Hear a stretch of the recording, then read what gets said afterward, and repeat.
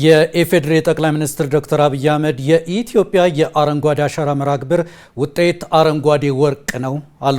ጠቅላይ ሚኒስትሩ የዘንድሮውን የአረንጓዴ አሻራ መርሃ ግብር ተስፋን እንትከል በሚል መሪ ሀሳብ በትላንትናው ዕለት በቢሾፍቱ ከተማ በይፋ አስጀምረዋል። በማስጀመሪያ መርሃ ግብሩ ላይ እንዳሉት የአረንጓዴ አሻራ ንቅናቄ አፈርን ከመሸርሸር የመጠበቅ ስራ ብቻ ሳይሆን የተረበሸን ማንነት የማከምና ሀገራዊ ስነ ልቦናን የመገንባት እንዲሁም ለትውልድ የሚተላለፍ ታላቅ ተስፋ ነው ብለዋል። ተስፋን መትከል የሚለው የዘንድሮ መርሃ ግብር መሪ ሀሳብ ከሰው ልጅ መንፈሳዊ እድገት ጋር የሚያዝ ሲሆን አረንጓዴ ጸዳል ውስጣዊ ሰላምን የመስጠትና የተረበሸን ማንነት የማከም የተፈጥሮ ጉልበት እንዳለው አብራርተዋል።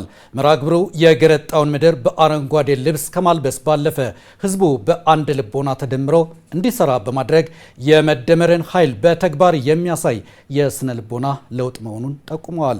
የአረንጓዴ አሻራ ውጤት አረንጓዴ ወርቅ መሆኑን የገለጹት ጠቅላይ ሚኒስትሩ የሚዋቡበት ጌጥ ቢነግዱበት ደግሞ ታላቅ ሀብት መሆኑን ተናግረዋል።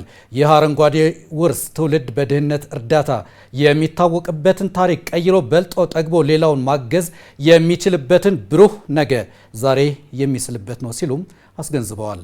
ዘገባው የሶስና አለማየሁ ነው።